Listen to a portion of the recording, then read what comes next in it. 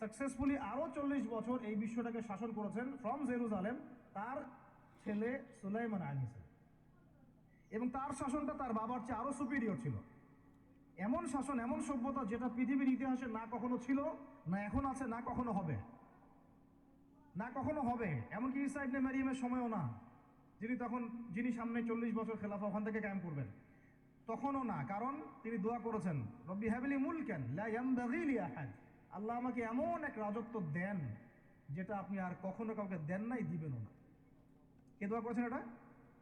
নবী সুলাইমান আলাইহিস সালাম। তিনি পাখির ভাষা বুঝতেন, পিঁপড়ার ভাষা বুঝতেন, তার আদেশে জিনরা কাজ করত।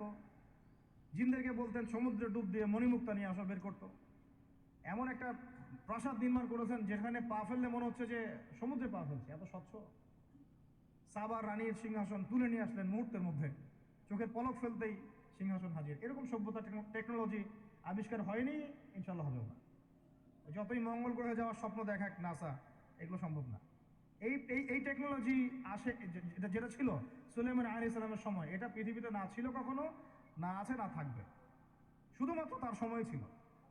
এবং ওই সময়ে সুলাইমান আলাইহিস সালামের শাসনে জেরুজালেম থেকে পুরো বিশ্বটাকে শাসন করেছে বনু ইসরাইল। এবং তারা তখন মুসলিম ছিল, আত্মসমর্পণকারী, আল্লাহর বান্দা ছিল। তারা কিন্তু খারাপ ছিল না।